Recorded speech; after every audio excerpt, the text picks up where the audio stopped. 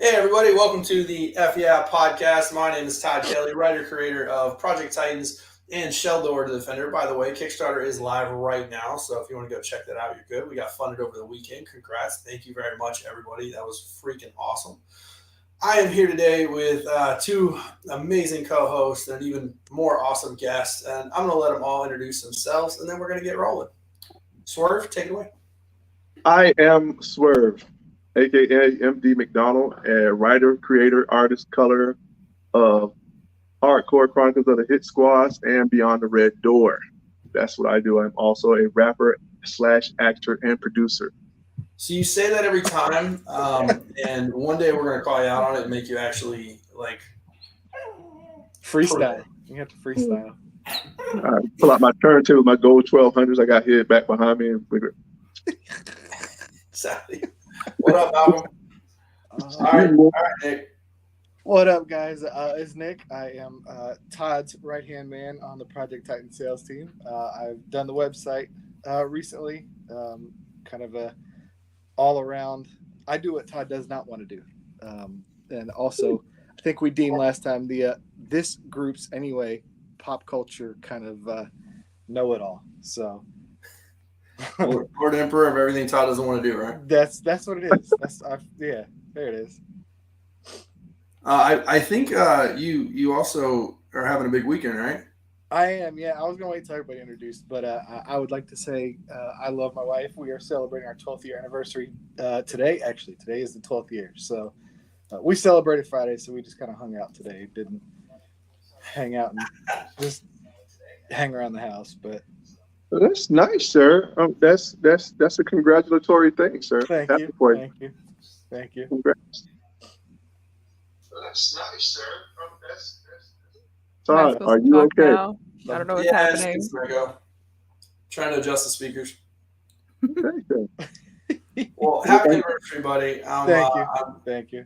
As someone who was at the wedding, and again, fun fact here, I met my wife at your wedding. I didn't know it at the time.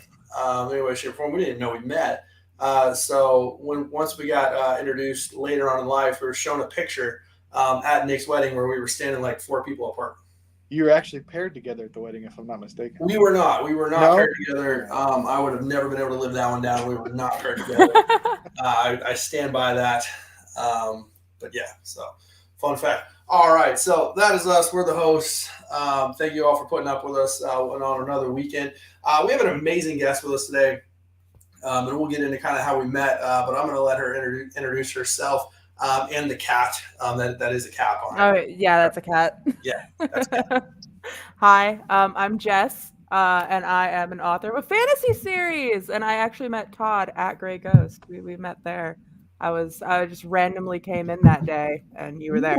But anyway, I'm a self-published independent author and a content creator, and also doing marketing on the side. So here I am. I'm really bad at talking about myself. And this is my cat Hiccup. He's a munchkin cat. He's adorable, and he's just here to exist. Is it from the How to Train Your Dragon series? Yes. That's one of my favorite animated series. So he's actually using my books as a pillow right now. You can't really tell, but good to know what they're used for. I love it. Well, you know what? I feel like when you buy a book, whatever you're going to use it for, that's great. Obviously we want them to read them, want them to enjoy it. But I mean, at a certain point, it has to be, used for something. So awesome. So we did meet at Grey Ghost, and I will tell you one of the 2 things that really stood out. All right. So first, everyone, if you're in the Tifton, Georgia area, go check out our sponsor, Grey Ghost Comics. Scott and Andrew, absolutely awesome people. Love them. They've got some very cool stuff. So we met at Grey Ghost. They were doing, I think it was their anniversary event. Was that it? Yeah. Yeah. 3 year? 2 year? No. This one was his last one. This is the last one we did. That's right. Yeah. So I remember you coming in, and I remember introducing yourself, talking about your series, and I mean just very on it, very put together, very cool. Because I remember one of my first comments was just like, "Wow, you should be over here." You should be back here selling with us. But the other thing I remember is that your mom was with you. Okay? Yes. And your mom was so hyped. All right. Like always. Here's the deal. I don't know if you bring her with you everywhere you go, but you should. All right. Personal hype man. You don't need a publicist. You don't need any of that. You just need your mom. because as you walked off, she kept talking to me, and like by the time she was done, I'm like, wow, she's the greatest writer ever. Like, I mean, Fun fact about my mom: she has not read either of the books. Whatever. I mean, I am telling you, she went down the list, and I mean, she was just ready to go. Like, I mean, she was your hype person, and I mean, Oh that yeah, was she'll just hype me up, but she won't read them, and we should shame her for that. no shame, all good, whatever. She doesn't need to. Just think about that passion that she brings, and she hasn't even read the product. Like, she's that salesperson who has no idea what they're selling and Pretty still much. can like go sling numbers. Like, it's great because she's selling you. She's not selling the books. Oh yeah, oh yeah. My So, mom is my like hype man. If I do fundraisers or lives or anything, she always comes in and she hypes me up. yeah, I know. I believe it all day. Just again after what I saw, so that was one of the things that stood out to me. I was just like that. That reminds me a little bit of my mom. Hi, mom, love you.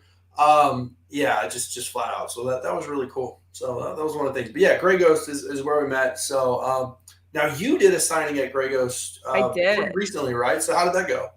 It didn't go great. That sounds bad. But I sold some books, but it was just a really slow day, I think. And it was like right after all the college students went home. And so I think it was just a bad weekend to do it. And even they said that. They were like, yeah, this is a really slow day, like oddly slow. So, but I sold some books, so that makes it a good day. I think anytime you can get out there, sell some books, shake some hands, meet some new people, whether it's a few books or a bunch of books, obviously you can make it a win. And we've been out to Grey Ghost twice now. And so I'll tell you this, and again, because they bring in a great crowd. But if you can go out there on either free comic book day or their anniversary, killer. Massive amounts of people. Yeah.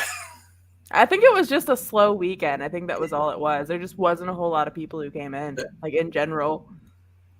It definitely happens. So let's, I will ask one more, and then I'm going to let the guys ask some questions and not hog everything. But so let's kind of talk about, your journey. What got you started in this? Obviously, you mentioned being a content creator, but I want to ask specifically about the writing. We'll get into the content creating a little later. Okay, yeah. The writing piece. So what got you into writing and kind of made you want to go do this author thing? I've always liked writing. Like when I was like a kid, I was entering like short story contests and things like that. I did get a couple first place ribbons as like a 10-year-old. I was really proud of myself. But yeah, I would do that. I'd enter like in the newspaper or like our county. I grew up in Illinois, and our county would do like a county writing contest, and I would enter those. And I just really enjoyed storytelling, and I think that also kind of carried over into, like my love of like video creating and movies and things. And I actually started off doing screenplay writing for like some short films up in Chicago. And that's one of the reasons my writing is very dialogue heavy. And people have commented on that it gives it a very movie feel. And I kind of did that because it's how I started out. So yeah, that's kind of where it started. I just always loved storytelling, and the series that I actually have published is a series that I thought of like back when I was 12 years old. So it's like a world and characters I created when I was a kid, like 15 years ago. And I just kind of sat down one day and I was like, you know what? I want to actually tell this story. And I was in a great position because I had, a pretty good following online and everything. And I was like, I'm in a good position to actually traditional publishing route. And in the long run, self-publishing is usually the way to go if you want to get the most bang for your buck and keep control of your stories and have a big say in the projects, like the covers and things like that. So self-publishing was definitely the way to go for me. Not for everybody, but for me. And yeah, I've just always liked storytelling, I guess, is the moral of the story. I just like storytelling. It's like, hey, look, I enjoy doing this. Let me see if I can make a few dollars. Yeah. Rock out. So no, I love that. I think a lot of us, myself and Marvin kind of have a similar, thought process when it comes to it. It's like, hey, look, we're going to do this anyway. Might as well try and go do it at a high level and make a few dollars. So I love that. What you got, Jess? Jess, what made you pick the fantasy genre? I love fantasy, and it's kind of you kind of make your own rules is my favorite thing with that. If you're basing it in like our reality, you have to like think of like laws and what logically is doable and things like that. When you go the fantasy route, you get to make your own rules, and that's what I wanted. I didn't want to feel like I had to follow an already existing system in any way, shape, or form. So that was my main reason for going fantasy route. Nice. How do you come up with your characters and stuff?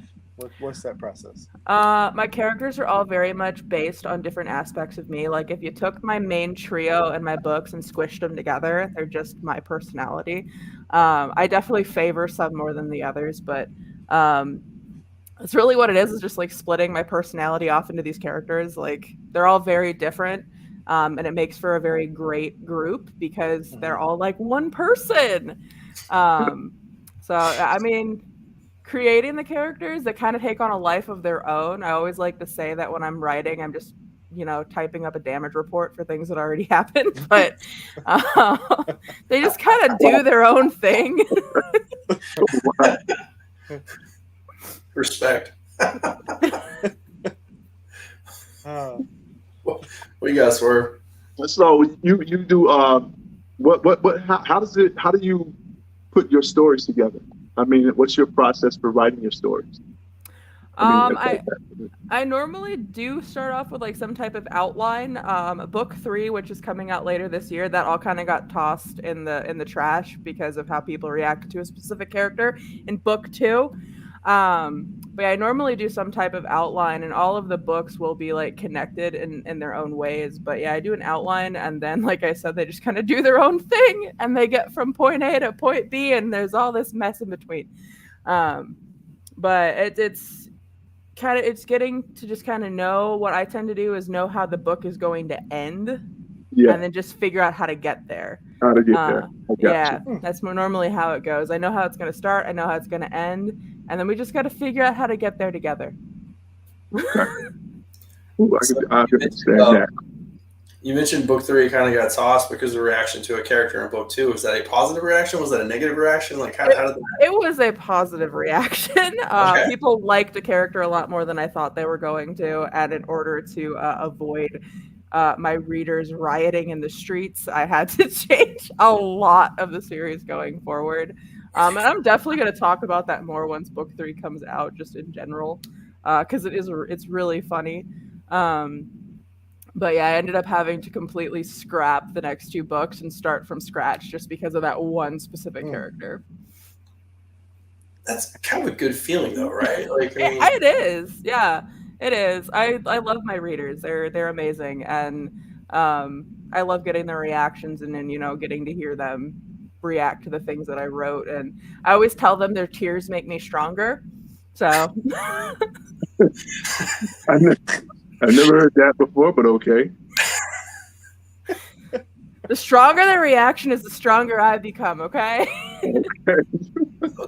Positive, negative, whatever. So it's like wrestling. Like as long as you're getting a reaction, you're good. Yes. I mean, normally it's positive reactions. There is times where I have a Discord server, and there's a section specifically called "Yell at Jess," and there was one day somebody literally just typed "F you, Jess" in the chat, and then everybody just followed. So it was just this huge chain of "F you, Jess," and I'm like, I don't know what I did, but bring it. That's when I went on there and got all their addresses and came to all their houses. So what did you mean by that F you? I'm here to talk about that. I was about to say, that's when it's the end of, what is it? Oh, man, Silent Bob and Jay, like when they strike back at the very end where they're just going to fight everybody. Yeah. And like, so you were talking trash. And they go kick their butt. Yep. You got to meet your fans, you know what I'm saying? Like, introduce your fans to your foot, you know what I'm saying? You got to do it like that sometimes. Show up at a con, like just ready to fight. Be like, are you fan of such and such, such and such? Yeah, that's me. You said F Jess? Oh, but I can't. At this point, though, it's like 15 people to 1, and I do think I would lose because that's how many FUs were in the chat. Wow. And then I don't even think they knew what it was talking about. They were just like, oh, I'll just join the train. We got you. Nick and Swerve are pretty tall. We got you. Okay, I got some backup. Sweet. We can handle. Trust me. Get out the car, and I'm pretty sure they'll just change their mind and be like, nah, that was like the F family. You know what I'm saying? That was him over there. Yeah, that's all it'll be. F stands for family. They'll start giving hugs and everything. So, I love it. All right, Nick, you look like you had a question and we kept cutting you off. What you got, buddy? No, so I was just gonna ask. So, tell us kind of about the first book. So about the series itself. So what is the series? I don't like that question. It's so hard. All right, let's elevator. That's a non-writer. Pitch. The elevator. Elevator pitch. Oh god, didn't I have my mom answer this question when we met? Like she asked what it was about or something. Or I don't know when that. Somebody asked me what the book was about, and I just went, "Mom."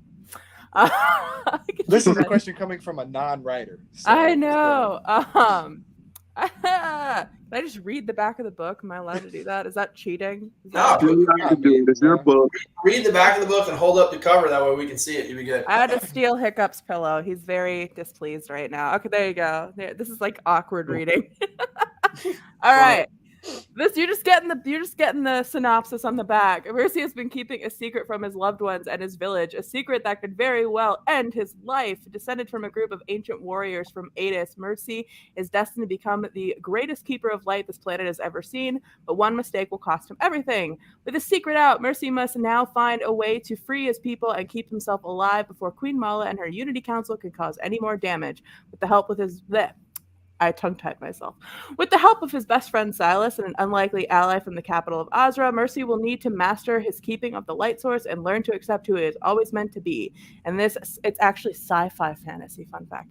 And this sci-fi fantasy novel, Mercy must go on a life-changing journey to find his inner strength, confront his traumas, face his greatest fears, and find his voice. And then there's a quote on the back that says, "Hope can instill a power that fear made you forget you had." I like that. From Elder Rom.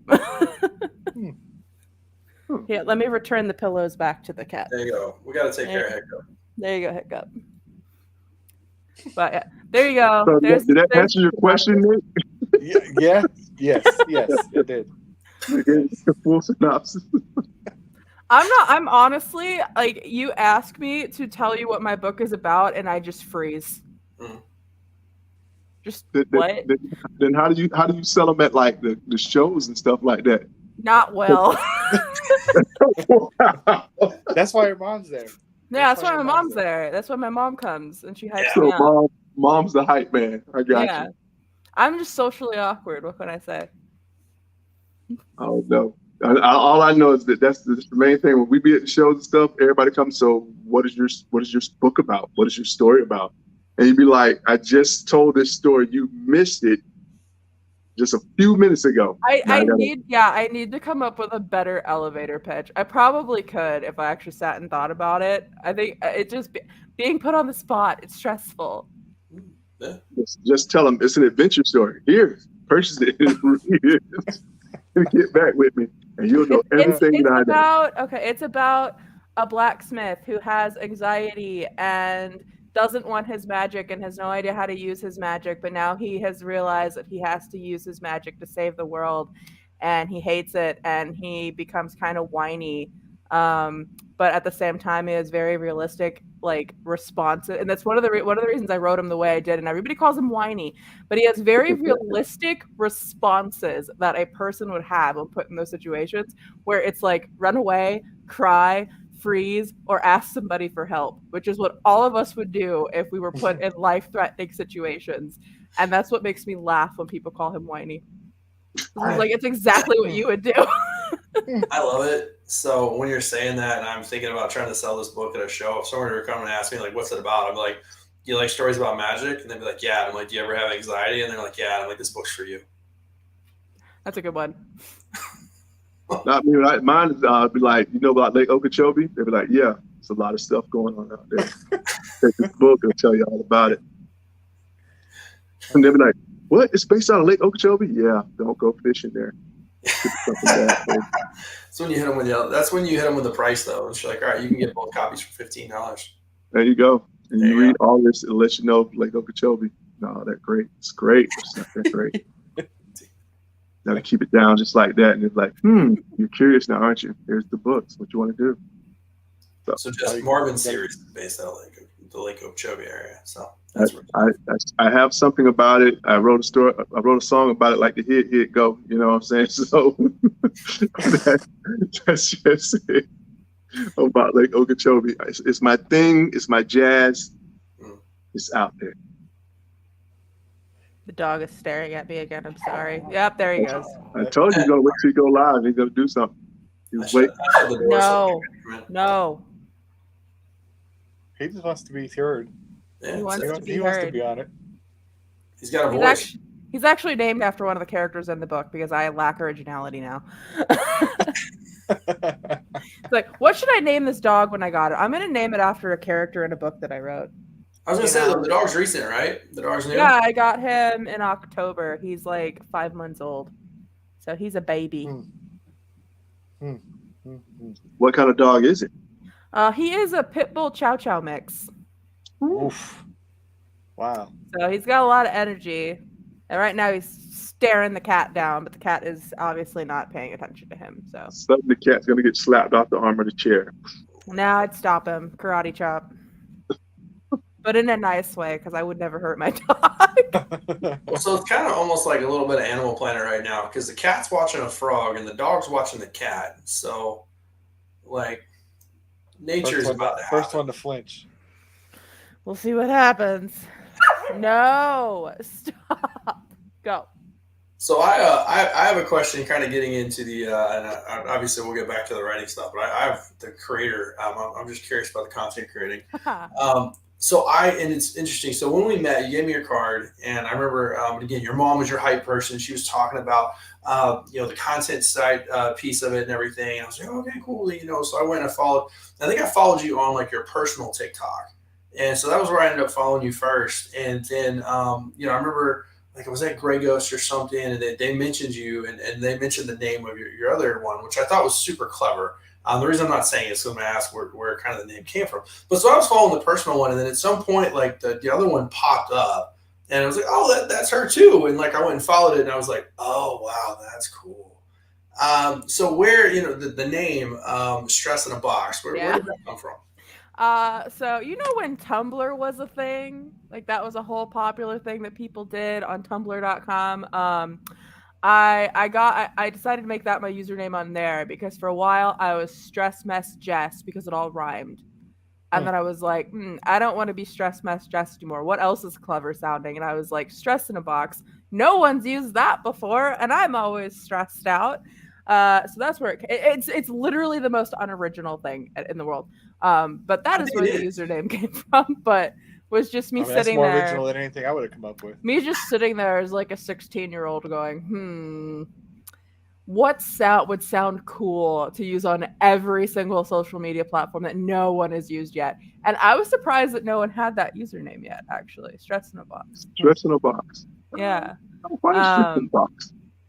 But it has ended up it's ended up working really well, and people joke with it all the time because it's like I do a video where you can tell I'm stressed out. They're like, one would say you're stressed in a box because your phone is like a box. Like jokes like that. It works though. Like, and again, you talk about it being unoriginal, but at the same time, like, have you ever heard the story about how Mr. Beast came up with his name? It was like an Xbox gamer tag.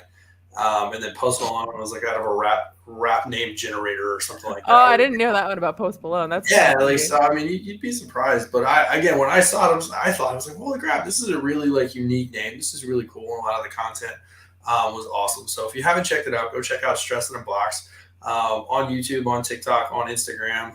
I'm sure all the others as well. But I'm like just old man Todd and very late to all social media. So as soon as you're like, do you remember Tumblr? And I'm like, no. It was a big thing when I was in like high school, which shockingly enough was like 10 years ago. But we're all older than that. We're past that. So. People always we remember MySpace. Yeah, MySpace. I had a MySpace. We remember MySpace. So there you go in the ballpark like that. So Tumblr is good. MySpace is further back. We remember. I was like at the end of. I was at the end of MySpace. That was where I was at. So I think I had MySpace for like a year and a half, and then all of a sudden everybody switched to Facebook, and I was like, cool. Yeah, then Facebook. Spent all this became the time thing. making this profile, and then we're all gonna go to another one. We were around when Facebook had to have college email addresses to get on, so that's been a while. So stop telling our ages. Hey, Well, now that Nick has made me sad. Yeah.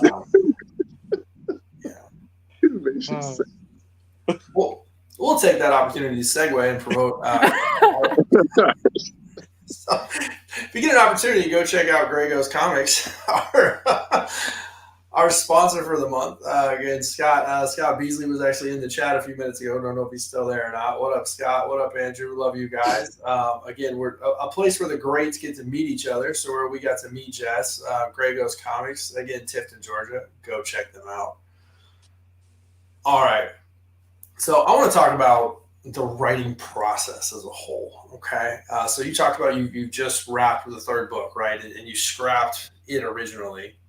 Okay. So you had to go back and you had to rewrite it. This is one of the things we talked about in the last chat, last week when we were talking about sometimes you got to go back and it just didn't flow the way you wanted to. So what was that process like? Because I have to admit, like, I'm a bit like when I've got to go rewrite everything, like, I don't know about you, but like I'm less excited about it. I might be more excited about the fact that I'm putting together a better story. But like if I already wrote this one scene really well once and I want to still use a similar scene, but I've got to make changes to it, like I'm just less excited about writing it. I have a whole document called Unsynced Chapters. And that is where all of the chapters that have been removed go to sit until I can use them. But yeah, there's actually a whole version of book 2 that got scrapped too, because I didn't like the direction I was taking it, and it's just sitting off somewhere in a file to die. But that one I didn't get as far before I scrapped it. But book 3, there's literally been probably like 5 rewrites, and I'm not even kidding. Like 5, this is awful, start over. And a total of 15 drafts of those 5 different ones. The longest it has ever taken me to write a book, like the even the launch date, everything has been pushed back because it's taken me so long to write book 3. And it was just not I could not get it how I wanted it to go. And then every time I would look at it, it would look awful, or I'd reread it, I'd be like, this is trash, in the garbage type of deal. So the writing process for book 3, it made me want to go bang my head on a wall, essentially, multiple times. Well, no, every creator go through that. Like I always say, I go through that as well too. I like to change stuff in my comic book, and I'll be like, I don't like that whole page, and I'll be like, I will sit there and erase everything, and just totally redo the whole page until it flows and works for me. So I definitely understand where you're coming from. But once you do that, though, and it's up to your standards, it makes you feel like the whole book is better because you've done that. Even though a lot of people are like, that was great, but it's like, it's not great up to your standards. So you got to keep your standards up, and everybody loves your book. So it's up to you. I mean, you know? I was still, because it went out to beta testers a couple weeks ago. Oh my gosh, Silas, stop barking. It went out to beta testers a couple weeks ago, and I was like convinced it was still garbage. And I finally got my first feedback back last night or the night before. And they were like, oh my God, no, it was great. And I was like, okay, you know, it's just me being self-critical type of deal. And she really enjoyed it. It's only one bit of feedback though. I still have like 6 other people I'm waiting for, but it made me feel better about the whole the book 3 situation. What's your anxiety level whenever you send those out? Like as soon as you hit send and like okay, cool, now it's out there, people are reading it. Like is it through the roof? Pretty much. It's gotten better each book that's gone out. The first book, I literally don't think I slept for 3 days when it went out to beta readers because I was like that anxious. The second book, maybe just one night of no sleeping. And then the third book, when it went out, I was like, I've been like anxiously awaiting feedback, but it's more of like an I'm excited to get it back, not an I'm dreading it situation. Yeah. So every book that's come out, it's gotten better, but it's still there. It's fair. No, I when people buy it at shows, like when we go do conventions and we sell the books and everything, and like they just start reading it right there. I'm like, wait, what are you doing? Oh, I hate that. Yeah, like no, like just walk away. I did the creative festival in Tifton, I think in November, and I was an author's row, so it was just like a whole table full of local authors that were there. And the author who was next to me, her husband bought my book, and he was reading it during the event, and I'm just sitting there like, please stop, please stop, please stop. Can you just read it when you get home, please? I was dreading it. It was horrible. It was the worst. Why is that horrible? I want people to walk off reading it, you know what I'm saying? Critique it. Tell me what's I up. was gonna be sitting next to him for like another 5 hours while he's reading my book, and I'm like, what if he sees something he doesn't like and I have to watch him react to hating it? Is more like what the fear is. Well, see, Marvin, that's it though. I'm good if you walk off and do it. It's when you like sit in front of my table and like start reading it or start like there was one time somebody started reading it and they were like 4 pages in and they started asking questions and I'm just like, bro, finish the book. Like, yeah, I'm the same way. Nope, they want you to fix it right then and there. So what happens here? Well, read the book. You know, but I mean, if I can understand you say him sitting by you for the next 5 hours and see if he didn't like it or something like that. It'd be like, tough, you bought it already. But just read it. Let me know. Give me a critique later. Just leave a review when you're done. Yeah, leave a review. Leave a review.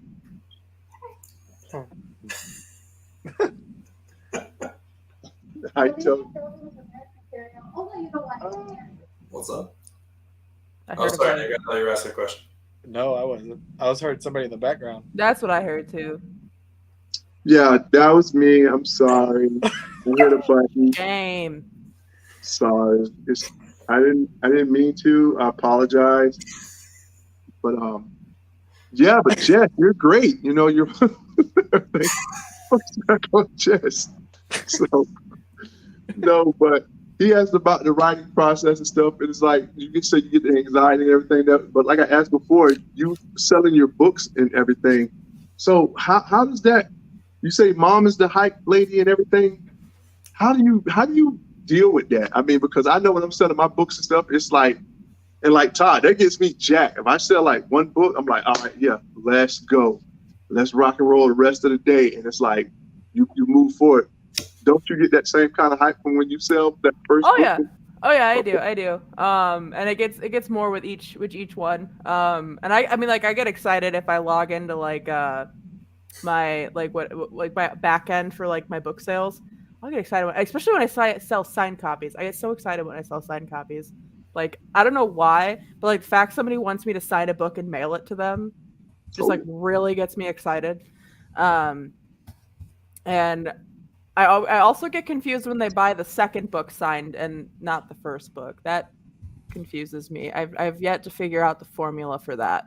But no, I get excited every time. If I have a good sales day, like if I log in and I'm like, oh, I sold 5 books. Yeah. Like it's exciting. I like that. I get excited very much too because I'll be like, yeah, more stuff getting out there, people getting to listen to it, read it to it and stuff. And it's a very exciting thing. But no, was so curious you say about the guy sitting next to you. And I'm like, that would be awesome if somebody brought my book and they like just sat there. I'd be like, so you like it? It's literally just the anxiety of if they read something. And this is where, so my book has LGBTQ plus rep in it. And I'm always like super nervous of how people are going to react to that because not everybody is like, you know. Yeah. And I always get super nervous about that. I think that was more what it was. I'm like, okay, he's going to get to that part, and then he's going to look at me and he's going to throw the book at me or something. And he wouldn't do that, but it's like just like the anxiety of like a reaction to something like that. Yeah. I'll be careful with what politics and everything like that in my comics and stuff like that because you're right. People can take that, and if they don't interpret it the right way, then next thing you know, somebody's trying to get you canceled or they saying something bad about you and stuff like that in the media and stuff. And if you're independent, then that's kind of hard to bounce back from. If somebody like if they all trying to come at you a certain kind of way. So, but it looked like the way your books are selling, you hit the nail on the head. So that's a good thing. I mean, they get praised for the representation that's in it because it's LGBTQ, disabled. The mental illness is really well represented in the book, so it gets praised for that. But it's always just like I'm always afraid there's gonna be that one person who reacts negatively to it, and I'm gonna be be like witnessing it in person. That's the fear. No, that's good though. But I just steer away from politics and anything like that. I just want to tell you, and I mean, I'm not opposed to putting it in the story, but if I can, I just want to give you a good story that, because when you read books and stuff, it's supposed to take you out of the real world and into another world. You know what I'm saying? So while I'm gonna tell you about stuff that's going on right here, you don't have to even grab my book. You just sit there and look around and see what's going on in the real world. I want to remove you from that reality and put you in another state of reality in order to enjoy my story the way I see things. So, but like I say, it's good if you got good representation, then it's good representation. So, but I just always be cautious of that. It's a lot of people out there that always thinks that if you don't have it the right way, then it's just wrong, instead of like, well, at least you tried to give representation. Hiccup's gracing us with his face now. I thought he was like plotting on the dog, like the way he turned around. He was. Yeah. Silas came over here and he was trying to go after the other cat. So then Hiccup turned around to like. So Scott says he wants to see the new pupper. Oh, okay. He just ran over here. Hey, leave the kitty alone. Hold on. I got to back up this a little bit. Come here, Silas. Good. Hey, come here. Come here. He's focusing on the cat right now. Hey. Yeah. Hey. Come here. I was come with the cat feels like smacking. Hey. Get out of here. He has no interest in coming to me because he's staring at the other cat. Yeah, such is life. We'll see if we can make it happen, Scott. If he comes over here, I'll pick him up. It turns out animals, like toddlers, do not listen. Yeah. Come here. Come over here. So you better not talk about the toddler because hopefully she sleeps, sir. Bro, the toddler put me through it today. So, yeah. No, every time I try to grab him, he runs away. All right, no worries. I tried. I'm sorry. So I got a question. Kind of getting into the sequel book, right? So, you've got Mercy's Light, you've got Mercy's Reign. When you're going to write the sequel, when you wrote the first one, did you already kind of know where you were going to go with the sequel, or did you, kind of have to? So I know for me, like when I was writing it, the whole thing, like my first 5 books are all to me kind of just one story, so it was pretty easy to just kind of write it through. But then whenever I started writing the follow-up, I had to go back and read like really in depth on what I did because just to make sure that I didn't kind of contradict myself. Like how into that did you have to get? And yeah, Kyle, the cat's been there the whole time. Yes, he has. So I have a copy of book 1 that I call the book Bible that actually has everything important marked in it. I also have a very, very, very in-depth Excel sheet that has everything from names, locations. I have a map actually that I put back here that has like all the locations and stuff in it. But awesome. I have a very, very, very in-depth Excel sheet with like everything I need to know. I have family trees, I have timelines, I have all that, like everything. I will admit that there has almost been non-continuity that has made it into the published book. The closest I came so far was book 2. I had already sent it off to my audiobook narrator, and then I found a plot hole like while he was recording, and I had to like email him and go, do not record the chapter I sent you, record this chapter I'm sending you now, like this is the rewrite. So luckily I caught that, but none of it is slipped through. I also have my beta readers who are really good at finding non-continuity stuff. Like the feedback I got the other night actually had something that was missing that should have been answered and like was kind of just left with a question mark. So it's a lot of different people come in and kind of be like, hey, this isn't going good. But for me to keep track of it, I very much rely on my Excel sheet. I rely on my ability to annotate my books and be able to go back and look at them. And I reread my books so much. Luckily, they have audiobooks, so I can just listen to them. But I have reread my own books so many times just to make sure I'm having that continuity. Or if I'm writing something that I know is referencing something from a past book, I go back and reread that section where it's mentioned. But yeah, it's a lot to keep track of. And the more the series goes on, the more I have to like make sure I'm keeping it in, like keeping track of it. I specifically actually had to go back a couple weeks ago and do a detailed like listing and write up of the magic system because I was starting to get confused by my own magic system. So I had to actually go back and like go through all of the books and the third book that's not even out yet and like list out all the things that I needed to remember moving forward. So now it's all in one document. So I don't have to sit there and be like, is this contradicting something I said earlier? But it's a lot of organization of chaos that only I understand. No one else would understand these documents if I send them to them. That could be another name for your another Instagram thing, organized chaos. There you go.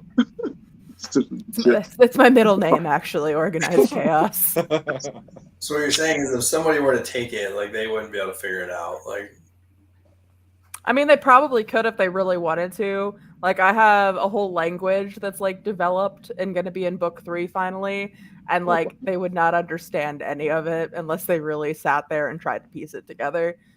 Same with the magic system; it'd probably just look like a bunch of gibberish.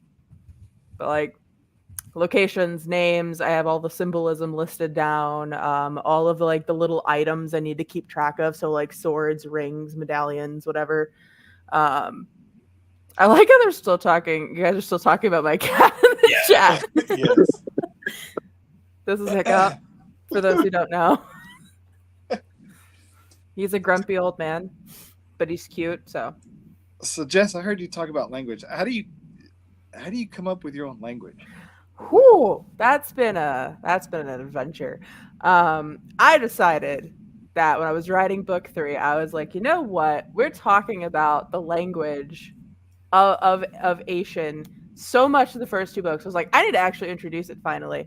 And I remember I sent this to my audiobook narrator. I was like, hey, Patrick, I'm going to develop a new language for the book, and you have to learn it. And he literally just texted me back. He just goes, F you. Like, hey, yes. another F you for Jeff. F is for family. F is for family. Yeah. Woo. I was like, cool. All right, he's on board. Clearly, he's on board for me to do this. So it was basically, I learned Google. I went on Google and I was like, how do you write a language? And it's basically you just have to come up with, you have to sit there and break down like the grammatical rules you want to follow. So like plurals, past tense, present tense, the sounds that your like vowels and stuff are going to make, sentence structure. So the sentence structure for the language is actually based, because I know sign language as well, but it's based off of sign language more than English just because it's more simplified. So I had to come up with sentence structure, I had to come up with plurals, and then you're basically just making up words, and it's fun. So it's been an adventure. I think I've only written like 115 words in this language. So in order for someone to speak it fluently, I'd have to create at least 1,000, but we aren't there yet. We're not there yet. Well, you better get ready. Your reader's gonna catch on, and then they're gonna start talking to you in conventions. Oh yeah. We're actually talking about starting to do like on my Patreon, like doing like introductions to the language and like greetings and stuff on there. So I think that's gonna be fun. But yeah, it's been a journey writing my own language. It is something I never thought I would do or need to do or want to do, but it was like a new challenge for myself going into the 3rd book. I was like, let's just make it more difficult. So you literally created your own language and everything. Yep. For your book. Yep. Because I'm crazy. Incredible. That's incredible. That's pretty awesome. I feel lazy. You have not created your own. You have not created your own language, Todd. You haven't Get on created top of it, Todd. I don't even do the art, bro. I mean, I just write it and send it off. I don't do the art either, if that makes you feel better. Yeah, yours is again a novel. Like I hired someone else for that. I hired someone else as well. But mine's actually a picture book. So I have illustrations in my book. there you go. There's sketches in there because one of the characters is a sketch artist. All right. And one of my beta readers in the first book was like, it would be really cool if you had Caligo's sketches in the first book. And I was like, yeah, that would be really cool. And now I have to put sketches in every book. There's an expectation. And then in your head, you're like, yeah, that would be really cool, but now I have to pay an artist. I love my artist though. She's fantastic. So I don't mind working with her on it. I don't mind giving her a paycheck. That's fair. That's fair. Have you had the same artist for all three? Yes and no. Yeah, okay. So the first book, when it came out, I initially had a different artist, and she did the covers and the sketches. The sketches are actually still hers in the first book, but I had a different cover artist and everything. Moving into the second book, that artist said she didn't want to do the sketches because it was too much on her plate. So I hired somebody else to do the sketches, and then I ended up having some, I'm going to say, creative differences with the original cover artist. So I decided to have the girl who did the sketches. I asked her, I was like, hey, would you be interested in redoing the cover for the first book? And she was like, sure. So the cover that the first book has now is not its original cover. It's actually a re-release. It's a second edition. So, and people are actually trying to find copies of the book with the original cover, or I've had a couple people reach out to me like, can I buy a copy of the original cover from you somehow, because they apparently want it. So in the comic book industry, that's called a variant, and you made something collectible. So apparently, it's a great, unintentionally. It's a great unintentional marketing technique. So it's just the discontinued Mercy's Light book 1 cover, and people just look. I've seen them on eBay a couple times, but I don't know if people actually make money on them. But I've seen them pop up on eBay a couple times. You can't find the hardbacks anywhere, though. I've had a couple people where I was like, you know what, I like you, I'll special order a hardback for you, because I still can. But other than that, you can't find the hardbacks of it anywhere unless you can suck up to me enough to get me to order it for you. So I'm intrigued by this, and this can actually, Todd and Marvin can both tell me their opinion of this. When you see your stuff on eBay, how does that make you feel? It makes me wonder, it's did they not like the book, so they're selling it on eBay, or are they trying to make money off of the book by selling it on eBay? Because normally the ones that show up on eBay are the discontinued cover. I've only seen the new cover one time. So I'm like, did they not like the book and that's why it's on there, or are they trying to make some money off of their discontinued version of the book? I don't know. So I think the first time it popped up, I thought it was really weird. It was a weird feeling, just seeing my book being sold somewhere else. It's been on a couple other thrift sites. The weirdest one was when someone was selling it at Walmart, and I think it was a resale. I don't think it was Walmart stocking it. I think it was a program they had. But that was the weirdest one, was when I saw it pop up on Walmart.com. I was like, this is strange. How did I get there? It's Walmart. They have everything. Yeah, I don't know. They got everything. So they have everything except they don't have "Thank you for shopping here" bags, because before a show in November, we very recently ran out of bags, and I went into Walmart and I wanted to just have some "Thank you for shopping here" bags, because I hate handing out my stuff without a bag at a con. And I walk in, I'm like, hey, do you guys have this? And somebody's legitimately trying to help me. There's actually a Walmart employee that was trying to help me. Shout out, thank you for that. He could not find any of the bags and was just like, here, just take these. And he literally grabbed 50 of the Walmart bags and handed them to me. He was like, here, just take these. And I'm like, okay, cool, thank you. And so I'm the guy at the show, I had bags, but I was literally handing out Walmart bags. That's kind of amazing, though. So after I've sold a bunch of books in the bag, there's people walking around with Walmart bags, and someone's like, dude, what's Walmart doing here? And I'm like, don't worry about it. Was those books sold at a discount, lower price? You could put them in the Walmart bag? Yes, they were. These are your Walmart prices right here for the 100%. book. They were definitely discounted lower price.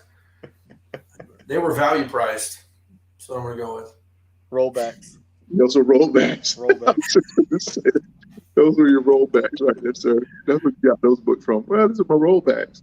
Oh, fun times. But Nick, man, it's interesting you brought that up, because I've never had that scenario. I haven't had that, but I will tell you this. I've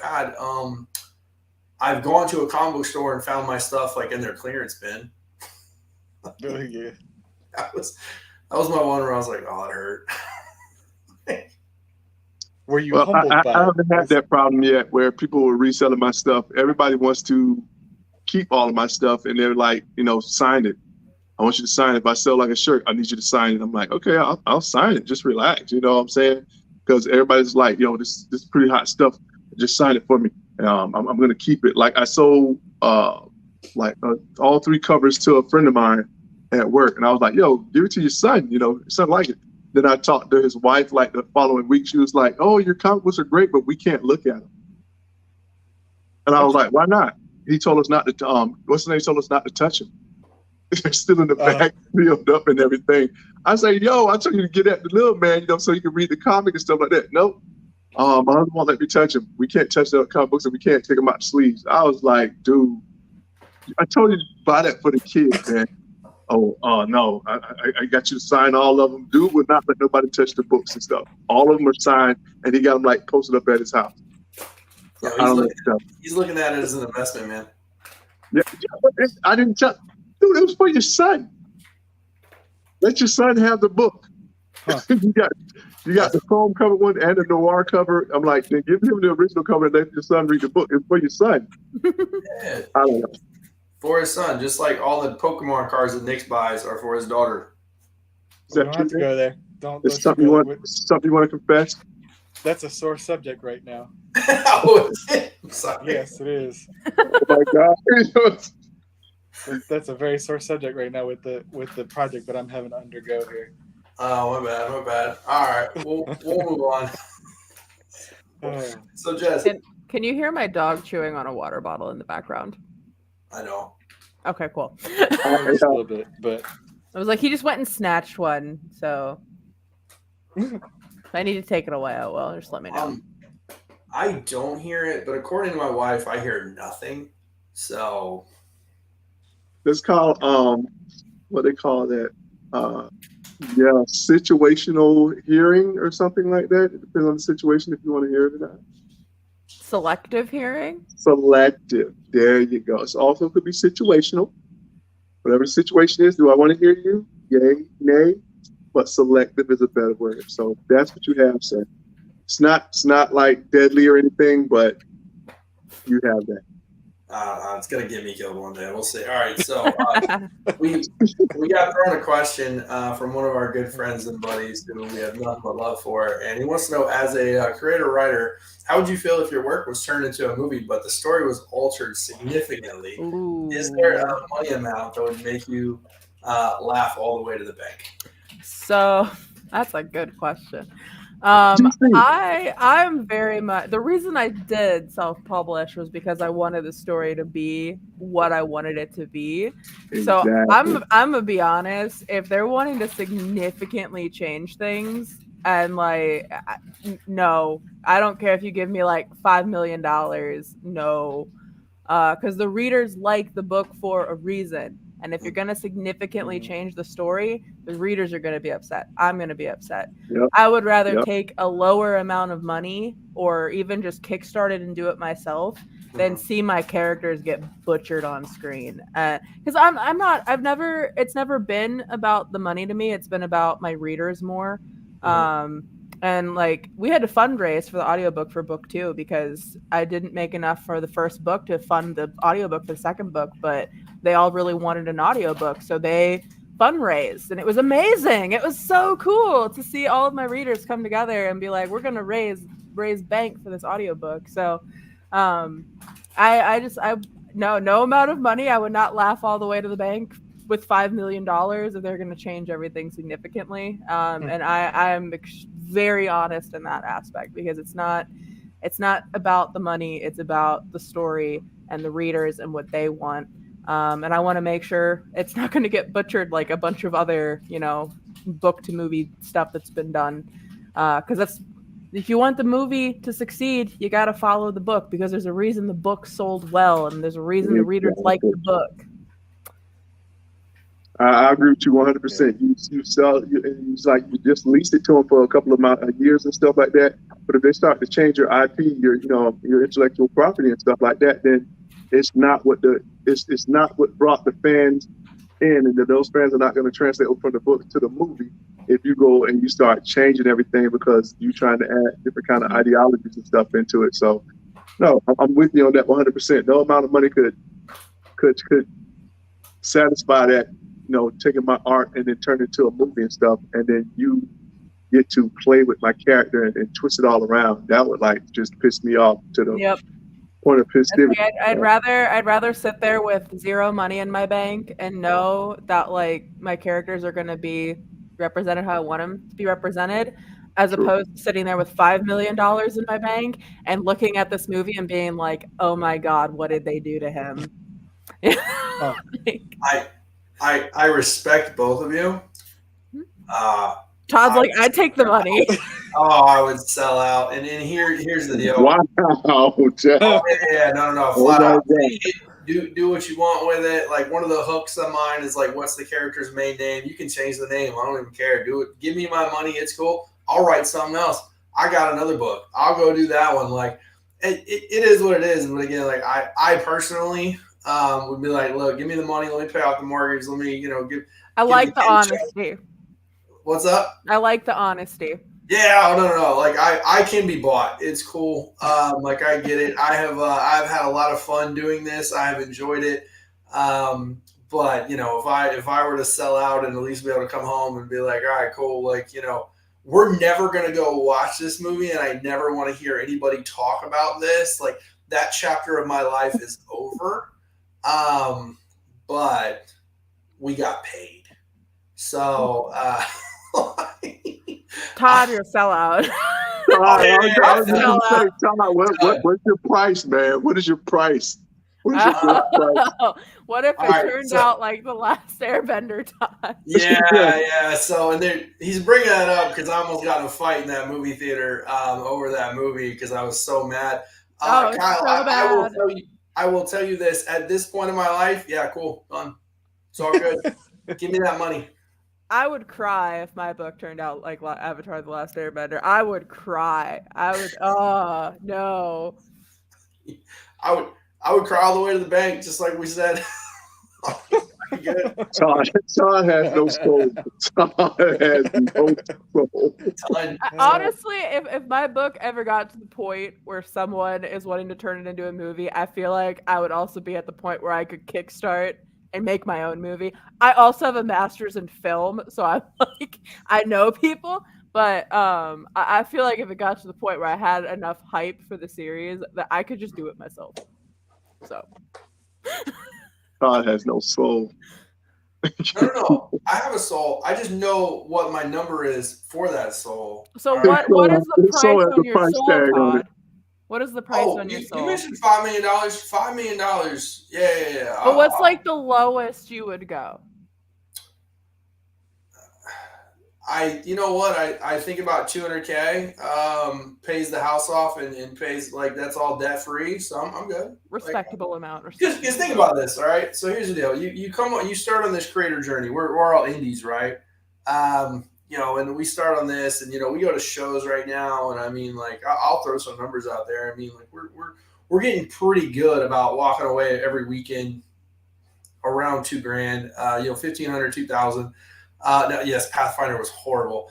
But like, we're getting pretty good at like making that on the weekends, and then try to bump that up and to make more. Like, so like that's cool, that's fun. But at the same time, like if you sit here and tell me, hey, Todd, like this journey is going to end. You're going to be able to pay off your house. You're going to be able to pay off, the debt that you guys have.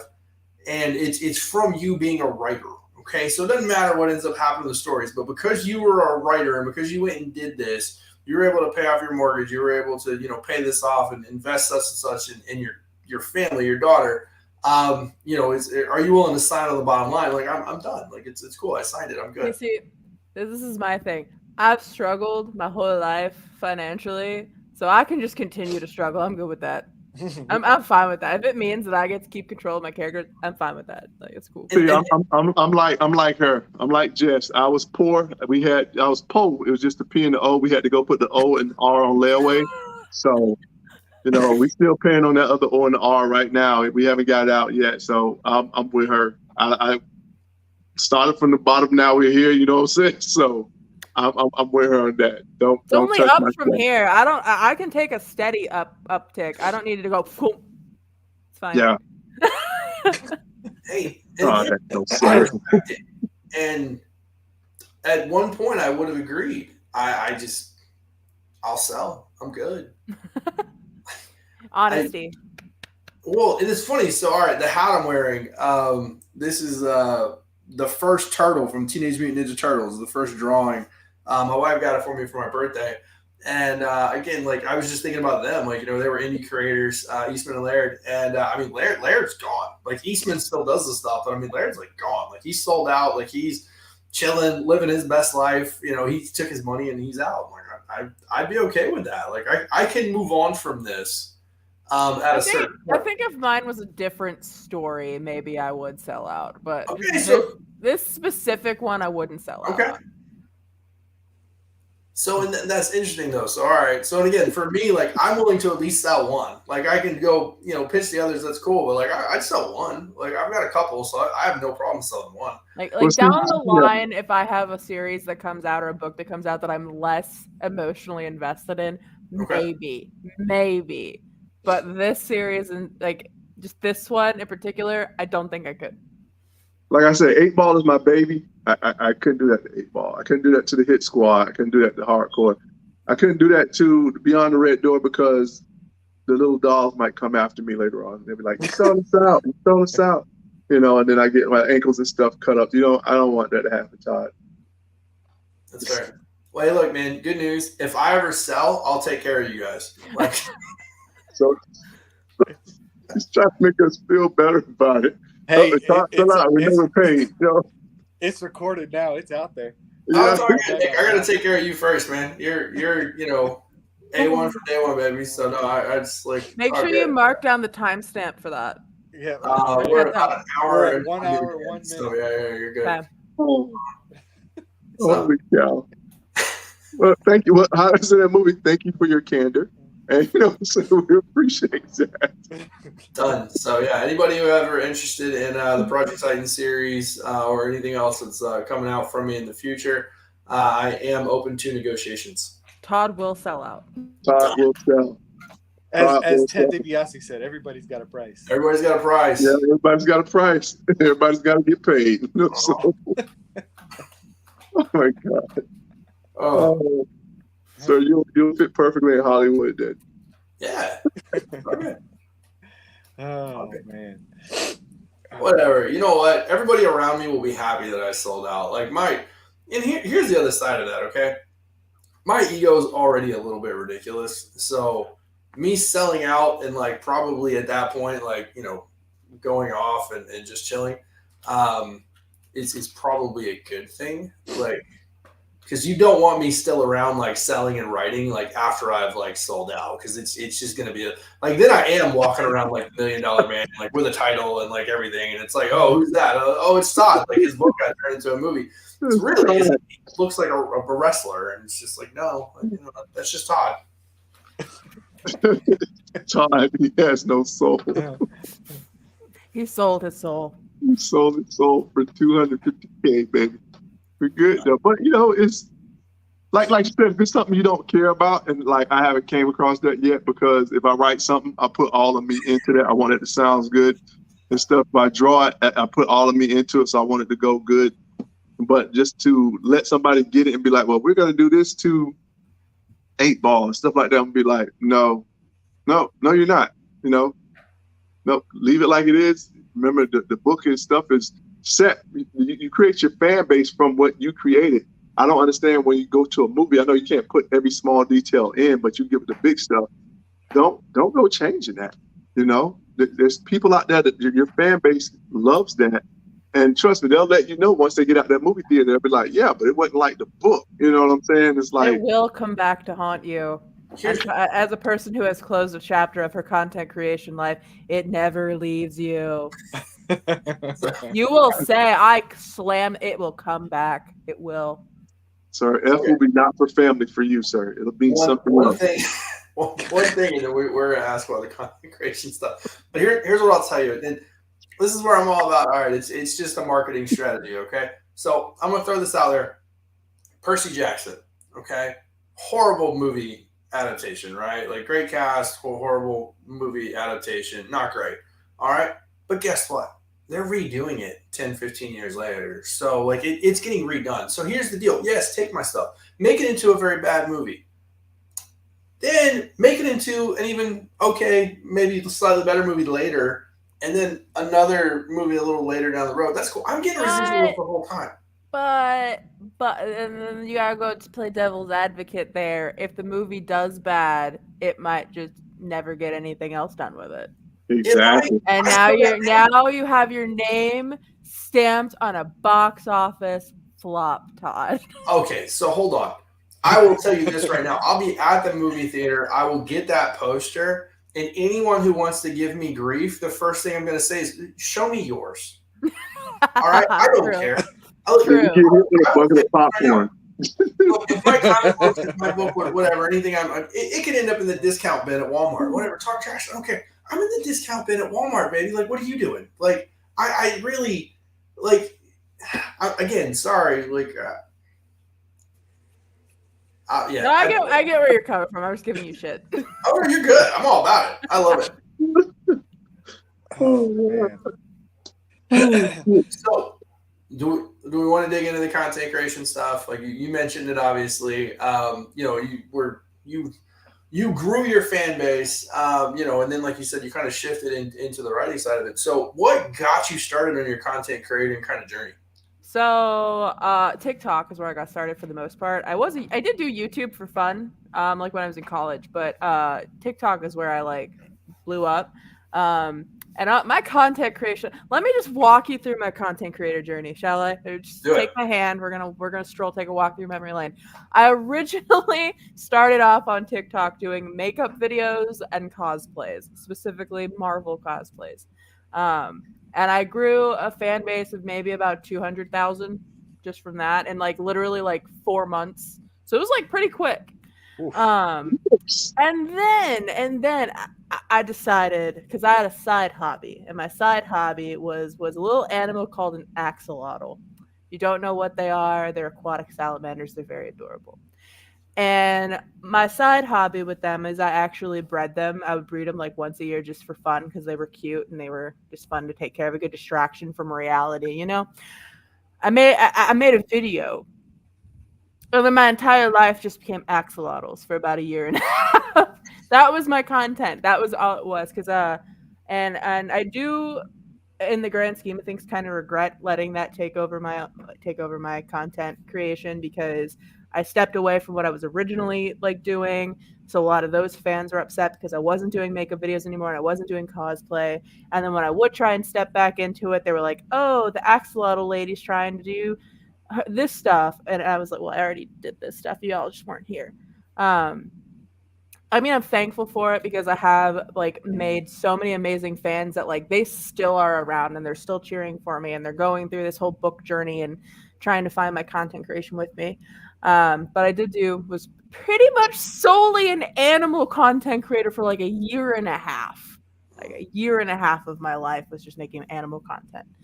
And then last year I started expanding out and I started doing more vlog style. And I've had a lot of successful videos with that as well, specifically watermelon cutting during the summer. I literally would just cut up watermelons and talk, and people loved it. just normal cutting it, no designs, no nothing, just normal, just slicing up watermelon. I don't get it. Guys, we're doing social media wrong. Yeah, you are. Man, you tell me. So that's kind of what I did over the summer, and I built a koi pond. So I kind of just like documented just the stuff I was doing. There was a whole spiel for a while where I was called the closer in my house because everyone would leave all the lights on, and then I would have to walk around the house and turn off all the lights. And I started making a joke out of it and recording it at the end of every night. So that was a thing that was going on for a while. So I kind of like just started last year finding different niches and different like little comedy style things to do. And then just recently now I've switched to just promoting my books for the most part. I took about 3 or 4 months off last year, where I just didn't post any content at all, pretty much. Kind of just took a step back to kind of recenter myself. And then I recently came back, and I've just been mostly just talking about my journey as an indie writer, and sharing that stuff and my process. Like, I talked about writing my own language. I talked about, how I created my characters, and um, it hasn't been doing as well, but I'm enjoying making my content again, and that's more what matters. I'm not there in any aspect of the way. I'm not there to make money. I'm not there for views. I've actually stopped looking at my follower count entirely because it just gives me anxiety. I can't tell you the last time I looked at my analytics because I was just like, not for me. My assistant has looked at my analytics. I have not. And I've just been enjoying and just putting out content that I'm actually having fun doing again. And people can tell. I've gotten a lot of comments that I've been seeming a lot more excited and a lot more like mentally well instead of unwell. Because I did get caught up in the views, and I got caught up in basically just being the yes man and giving everybody what they want. I took my side hobby and made it a full-time job. And well, some people are like, oh, that sounds like the dream. You get to this point though, sometimes with hobbies, where when it becomes your entire life, you start to kind of hate it a little bit. And that's kind of where I got with my axolotls. I still love my axolotls. I still have some. I don't show them anymore. People are convinced they've died, but they're there. They have a 125-gallon mansion downstairs. But yeah, that's the journey of my content creation. It's been very much all over the place, and I have been told that my channel is content creator ADHD several times. They're like, you do everything. We had a whole series over the summer of me trying to get the honeybees out of my gazebo. We tore that gazebo wall down twice. And I documented the whole thing, and it was great. I love it. You mentioned, again, maybe not doing as well on the analytical side from the comeback. Do you think that's because of the change of content, or do you think it's because like the 4-month break? Because I know sometimes I don't know a whole bunch about it, but I know sometimes with the consistent publishing, again with the algorithms and everything. So I do think it's a little bit of both. I also think the TikTok algorithm, which is where my main following is a pain in the ass. yeah. You ask anybody who is a TikTok content creator, a lot of us have our views are down right now. I'm actually in a couple group chats and we've talked about it, and it's everybody's views are down right now. So I think it was partially taking the break. I think they redid the algorithm recently. But I also think it's the shift in content, because a lot of my followers followed for one type of content, and now I'm posting a different type of content. And I totally get that. That's understandable. That's one of the reasons I'm not looking at the analytics, because I was like, I don't need to see them exit. It's okay. I don't need to watch them. They don't need to announce their departure. You get what I'm saying? It's not an airport. We're good. So Carrie, my assistant, can look at the analytics, but I don't want to. So I do think it's a little bit of a combination of a lot of different things. But I have found solace in the fact that other creators are also struggling with views right now, and it's not just me. I feel bad for all of us in that aspect, because my Instagram's been doing relatively good. Other than the fact I'm pretty sure they just did a bot clean out on Instagram, because everybody said that they've lost a bunch of followers on Instagram as well. So I think Instagram just deleted a bunch of like fake accounts or something. But my Instagram's been doing really good with engagement and stuff, but my TikTok, we're working on it. We're working on it. Do you feel pressure to put content out there consistently? I used to. I don't really anymore. Like I used to, and I think that was one of the reasons I really needed the break when I took it, was I felt very obligated to put out all this content, because I have been, blessed in a way with this huge audience, this huge platform, and I've worked really hard for it. But a lot of people work really hard and they don't get that type of recognition. I am very thankful for it.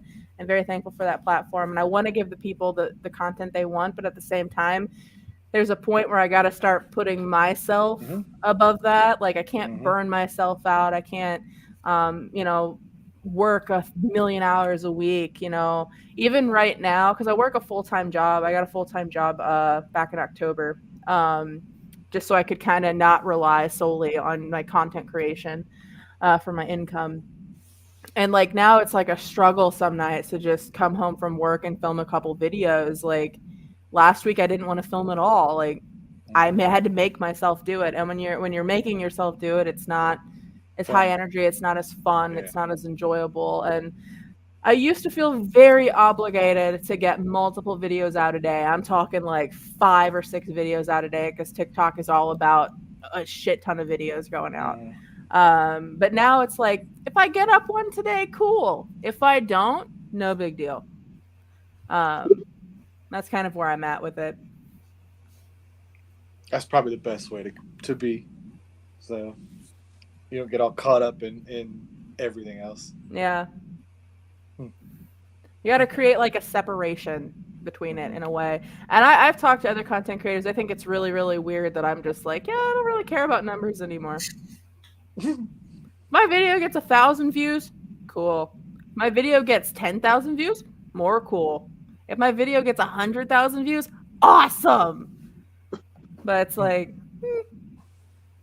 did they change the algorithm or something? I mean, what does anybody know what happened? Because like I said, a lot of people are talking about that. TikTok, I am honestly I very much miss how they had their algorithm back in like 2019, early 2020. It was much more easy to navigate. Now I cannot tell you what the algorithm is. At one point, it seemed like it was like a percentage of likes to views, but now I can have like an extremely high like to view ratio and the video still not do well. Like it can have a 50% like ratio to views. And you can't figure it out. It's like some people just have the favor of the app and some people don't. And you can't really figure out why. It's weird. I wish I had an answer. I'm in marketing and I can't even tell you what the algorithm for TikTok is. I get paid to market other people's stuff. Yeah, because that's what they were saying. It was like, you know, everything has changed with like the TikTok and stuff like that. And it's like a lot of people saying that their views is not up and stuff and everything. And I'm like, well, what the heck changed? I mean, all TikTok is reels, you know what I'm saying? You running stuff. So yeah. I don't know. I'll repost my TikToks on Reels and they'll do better on Reels than they do on TikTok. Oh, okay. Man. Well, so another one of our great questions coming in is, at what point, if ever, do you try and shift your audience over to either your own platform or I guess even just one that allows you to kind of monetize better? TikTok makes it extremely difficult now. I will say I definitely missed out when I first blew up on trying to convert my audience. I wasn't as focused on it at the time. Now they make it extremely difficult. Anytime I post anything in like my story, at least the last like couple weeks, I will get a flag for content guideline violation. I'll appeal it and then they'll put it back up. But it's like every time I try to put something pushing to another platform. It also seems like any video where I mention other platforms, it doesn't do as well. So they make it extremely hard to convert people over. And this has been an issue for a while on that app. A lot of small businesses have the same problem when they talk about people going to their website even, because TikTok, their whole thing is to keep you on the app. Yeah. That's the whole thing. If we are encouraging you to follow us on other platforms or go to click onto a website, you're leaving the app and essentially they're losing money. But TikTok has like, a lot of people have gotten really lucky with TikTok, me being included, of blowing up on there, but it is one of the worst platforms to go viral on. Yeah. Because they just they have no interest in helping it. Like, I'm not even in the creator fund anymore because the creator fund was just like pennies. They were throwing pennies at you. Oh. And I was like, I'd rather someone else get my pennies. So I just left it. So okay. I have no nice things to say about the actual app of TikTok because it infuriates me. Other than the fact, hey, it got me where I am. I'm thankful for that. But as far as like the algorithm and the people who run the app, I have no nice things to say. And a lot of creators will tell you that. Huh. That's fair. I respect that.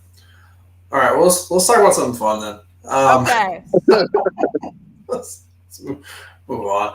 Um, so I want to ask this. Are you going to be doing any upcoming conventions, any signings, anything where anybody can come find you, see you? I don't have anything planned right now other than I will be at C2E2 in Chicago during that. I'm a guest content creator. I won't be doing any signings or any panels or anything, but I will be there as a guest that they've invited, which is That's really cool because I've been attending that convention for like years. But yeah, of course, they invite me after I've moved like 13 hours away. But I'm still going to be there. I've already got everything like booked and planned, so I will be there that entire weekend. So people can watch for me there, I guess. But that's really the only thing I've planned as of right now.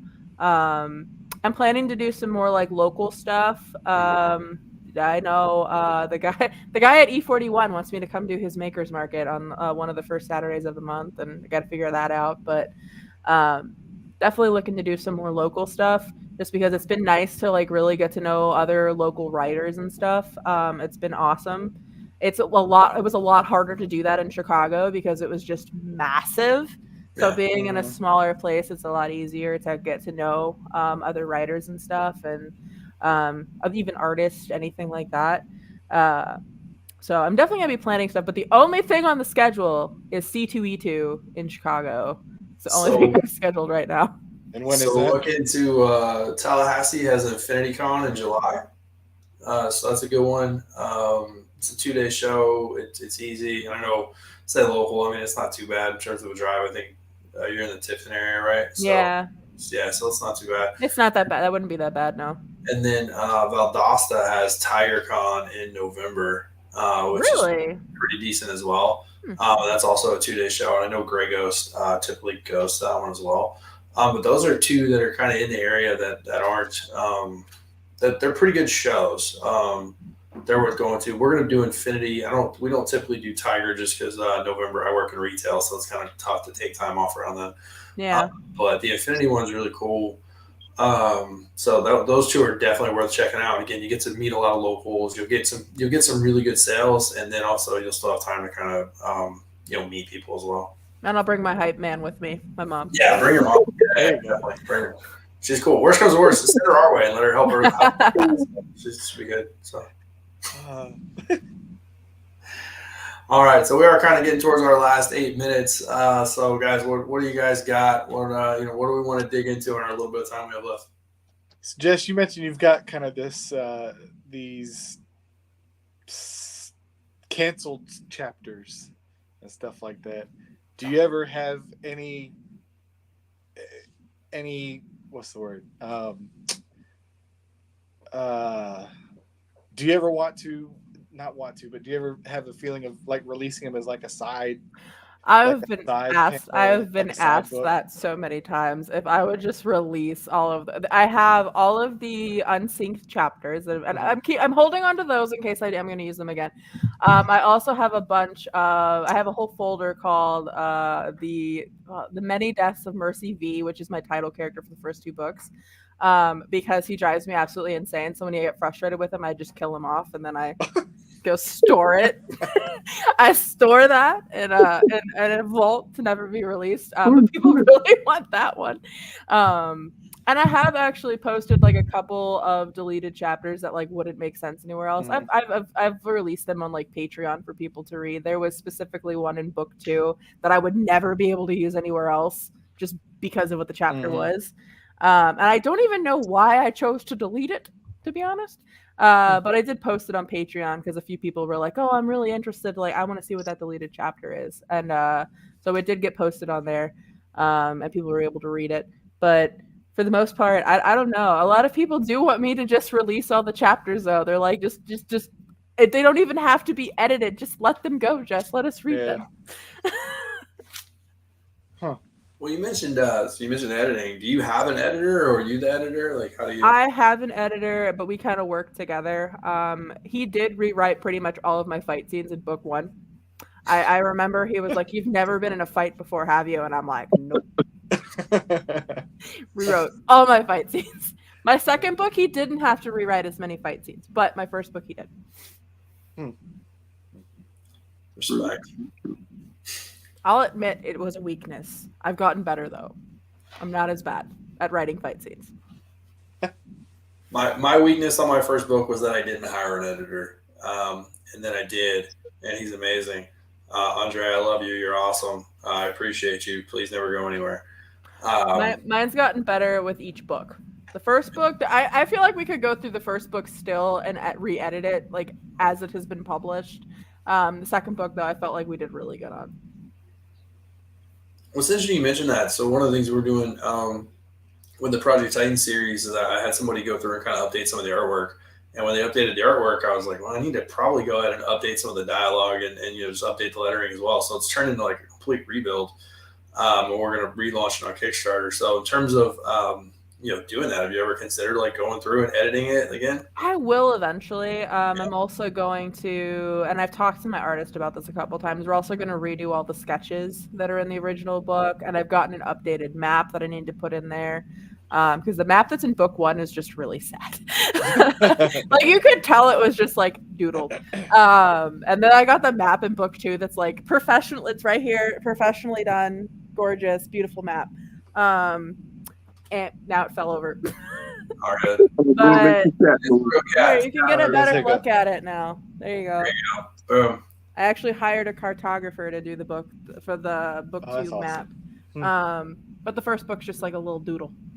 So yeah, I'm definitely gonna, I think, eventually go through and redo it. It's the having the time to do it. I want to re-edit the audiobook for book 1 as well, but again, it's like having the time to do it. So maybe down the line, I definitely will down the line. It's just, you mentioned the time piece. I feel like that's kind of the time and energy, right? Because like you said, I mean, working full time doing this is kind of that other piece. And so again, yeah, time and energy kind of always turns into that. So even like when we wrap here, like I got to spend like the next hour, like working on, one of my books. And it's like, okay, cool. This is my only time to do it. So whether or not I have the energy or not, like this is my window. And if I don't hit this window, like it's going to be another 4 days before I can touch it. So that's how I am.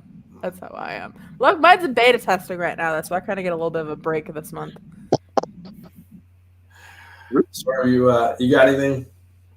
No, all thing I got is just the fact I like how she does her story and everything. But I was trying to get more into that, so she does the marketing and everything. And that's one of my weak points is getting my marketing and everything up. But I guess I can't use TikTok. I'm gonna be honest. I'm really bad at marketing my books myself. Obviously, that's why I have my hype man, my mom. But and it's also why I hired an assistant, because she's been super helpful with helping me. She's more of like a hold me accountable type of person. She's like, you need to do this week. If you don't do this, like she came over today and we took like a ton of promotional photos and stuff. So it's like she holds me accountable and makes sure I'm actually doing the things that I'm supposed to be doing, and she helps me do the things I'm supposed to be doing. It's great. It's fantastic. I don't know why I didn't hire an assistant sooner, to be honest. Yeah, I hired an assistant too, about 7 years ago, 8 years ago. But it was a wedding. It's gonna be like, dude, don't say it. I paid out a lot for my assistant. She's still here, so she holds she does that same point things you like that and holds you accountable. But you need to go to that. So. But don't tell her that, because then I'll get a reprimand and stuff. So, bro, she was watching last night. Is she watching this week? I'm not gonna. If you see that door fly open and you see me like vanish off the screen, yeah, she's probably watching. She'll probably be on the other side of the door just waiting. It'd be like a red door moment. So we need to go back. Swerve's not gonna make it next week. Well, I'll tune in next week to find out if Swerve. See if Swerve made it. Swerve made it. Oh. That's good though. I mean, that's incredible though. I mean, she is the assistant. I call her the financier. So, but yeah, that's good stuff. All right, Jess. So one of the ones I always like to leave off with: what advice do you have for anybody who's looking to get started and be a writer or even a content creator? I mean, either or. Just do it. That sounds really cliche, but like, just do it. Don't make excuses. Don't make excuses. Everybody's like, oh, I want to write a book one day. Okay, well, why aren't you? That's my question. Why aren't you writing the book? That's true. Why are you saying you want to do it one day and not actually doing it? Because you're just going to keep making excuses, so just do it. Yeah. That's my Yeah. advice. It's the same trash. It's the Todd same gave me trash I that same talk to those excuse. people after I sell out and they make a bad movie, and it's the exact same trash I'm gonna talk to them. Like, why didn't you do it? Like, Just do it. What's your excuse? Okay, that's okay. Todd has no soul. You got an excuse there. Okay, well, what's going to be your excuse tomorrow and the next day? And then just don't make excuses and do it. No, Straight that's to true. the point. I like it. it's the same approach I need to take with giving up Whataburger, but I just haven't done it. We'll see. What's your excuse? That's a whole different. Just do it. That drive to keep putting food out the window when he put money in it. So that's his excuse. All right. Whataburger. So now, Jess, I have posted the link in the chat. Is there anywhere else where they can go pick up the books? Because obviously people are going to want to read them. So Yeah, you can get them. Well, obviously there's the link that you posted in the chat, but you can get them on Amazon. Barnes and Noble sells hardbacks, sometimes in store, usually just online. And then also on Audible and iTunes if you're an audiobook person like me. I like audiobooks, so I have a hard time focusing on reading, which is weird because I'm a writer. But I don't know. Audiobooks are easier for me. That's why I re-listen to my own books with audiobooks. respect. I like it. Nice. All right. Well, thank you very much. We had an absolute blast. We appreciate you joining us today. Yeah. They're always awesome. Thank you, everybody who joined us in the chat. Thank you, everybody who stuck around. We will be back next week, and we will see you then. Have a great one. I like Nick's exit. He just